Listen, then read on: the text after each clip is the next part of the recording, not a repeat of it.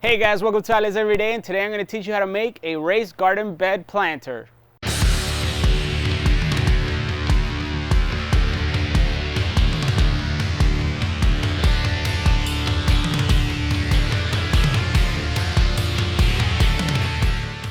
So guys, for this build I wanted to make it a little bit complex yet simple, so I decided to make every single measurement that's long is going to be 3 feet or 36 inches, and the sides are going to be 8 inches. Now we're making basically a cube with just one side off.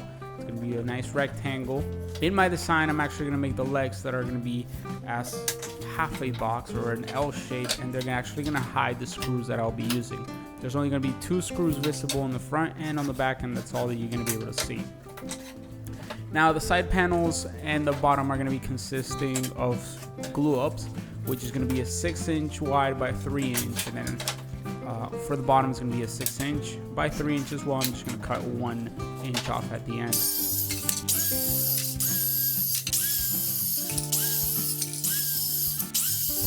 So all the sides are actually going to be composed of glue up slats, which are going to be 6-inch by 3-inch. And if you want to make this design a little bit more complex, you can use 3 inches, and that way you play around with some grain if you have some good grain on your wood.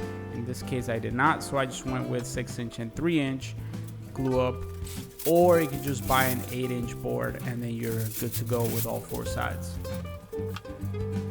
The first thing that we're going to do is, as I mentioned, I'm going to start the glue up panels, and I'm going to start gluing the 6 inches with the 3 inches, and also for the sides as well.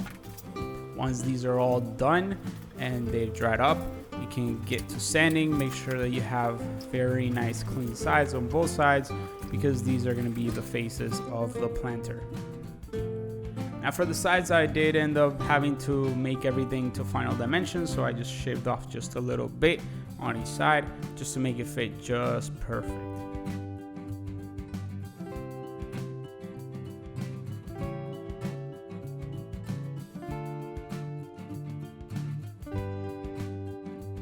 Here you can see that I'm taking off 1 inch from the bottom plate, and this is because I made it too big, since I wanted the size 8 inches and not 9 inches, which is what it turned out to be. So I just took off 1 inch all the way through the bottom.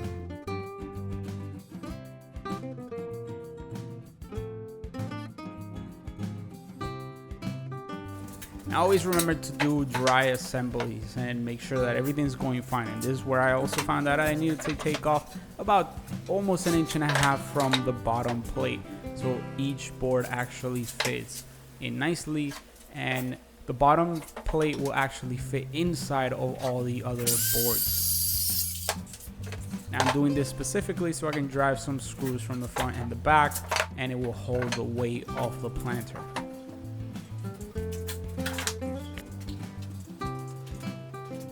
Now for every single screw that I will be using, I will be pre-drilling my pilot hole and then countersinking them as well. And for every side I will be applying a heavy amount of glue. I want this to be as sturdy as possible and for it to be able to hold the weight that it will be carrying.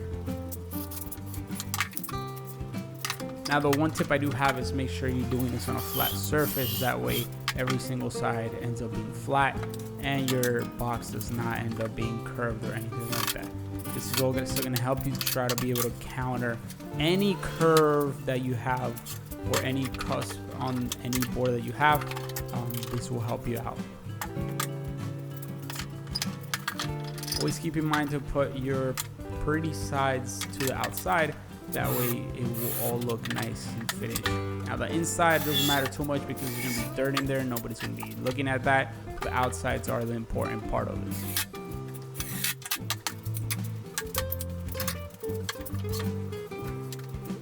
Now I do recommend to start with the bottom, put on the sides, then one of the faces, and then the last face. This way, it actually helps you square up everything and make sure everything fits in nicely.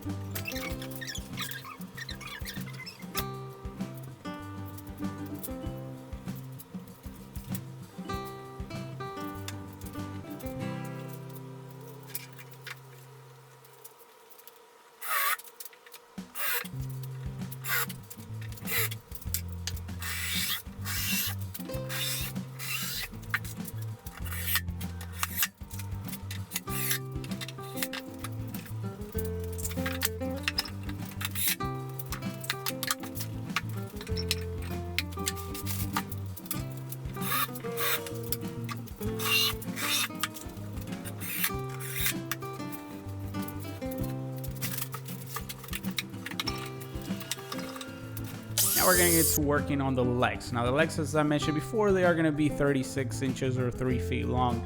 And what I'm gonna do is I'm gonna grab a 3-inch board, I'm gonna cut it right down in the middle, and each one is gonna be each side. Now I am gonna lay these on an L shape. One side is gonna be longer than the other face, and that is fine. I actually want it this way so it covers up any screws that I used for the sides of this build.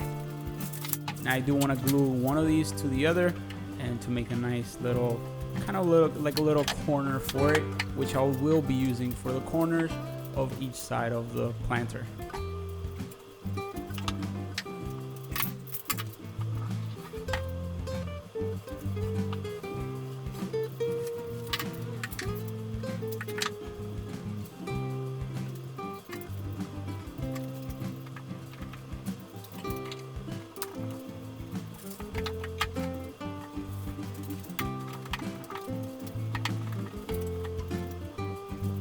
Once you let these dry, make sure you sand down any excess glue or anything that is not up to your finishing standards.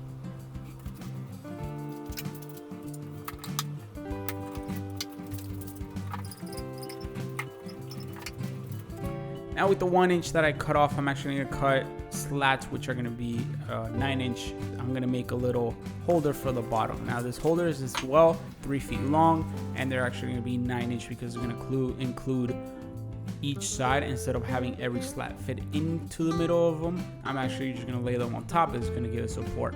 And I actually end up with one tiny piece that I'm going to use later at the end, which can be shorter, doesn't have to be any specific size. I just happen to have these just laying around, and I'll show you how I'm going to use some support to hold the top base of the planter. At this point, I'm actually dry fitting everything to see how it's going to end up being. And like I mentioned before, I'm going to grab these legs, which are kind of like a curve. They make a little cubby, and I'm actually going to lay them right on top of the planter, and I'm going to glue them on. There's no screws here. They're actually being used to hold and conceal all the screws that you used on the sides. My personal choice, I used to have the shorter side to be on the face of the planter, and then the longer side on the side. That way it covers up everything nicely, and there's no joint glue in the middle of my face. Now this process does take a lot of glue. I can't repeat this enough. It's going to take a lot of glue because it's going to be able to hold everything. That little piece that I had extra, I'm actually going to glue it right underneath the planter and just stick it as hard as I can to the sides of the leg. It's going to give it stability, as well as going to help with all the load that the planter is going to have.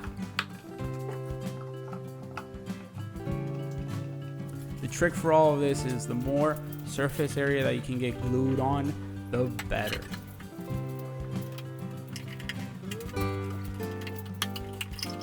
Now repeat this for both sides, and also dry fit your bottom plate, which you're going to have a little bar on the bottom to help everything with sturdiness, as to hold the bottom rack for the planter.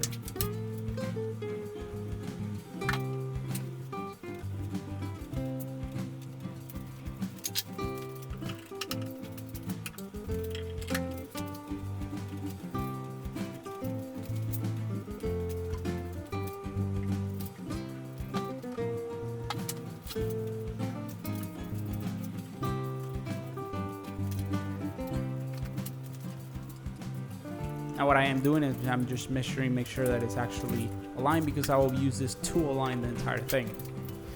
I measure down just the height that I wanted it at, and make sure that I pre-drill my pilot holes and countersink the screws, and I actually did put glue and screws on this part. One on each side, and if you need a little bit more tension, as you will see that I end up using a ratchet strap to make sure that it holds it very tight and nice. The key here is to put as much pressure as you can everywhere, so the glue will hold it, it won't go anywhere, and it won't become apart.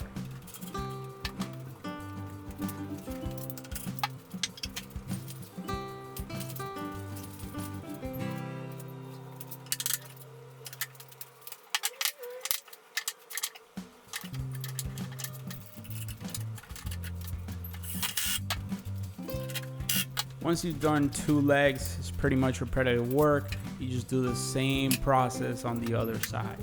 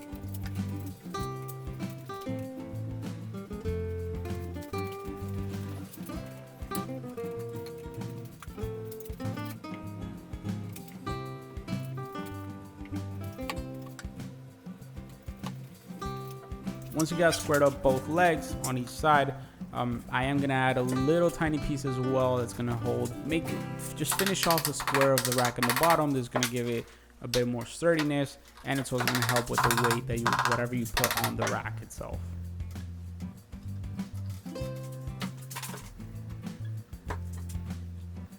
A little persuasion from a mallet always helps. Again, there's no screws at this point, there's just glue. Now for the shelf itself, I'm gonna use pieces that I had left over that I cut before. Now these are just as many as you like to use, and whatever configuration you like. Just lay them on, glue them on, and you're good to go.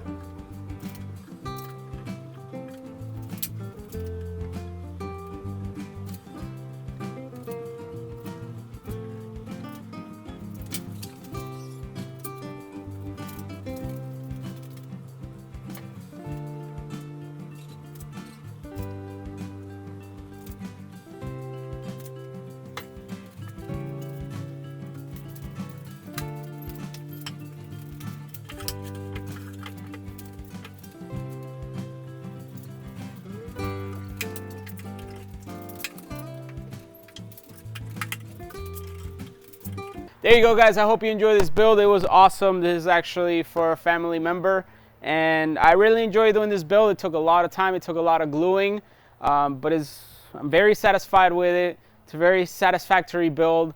It just looks so awesome when everything comes together. I added so much detail.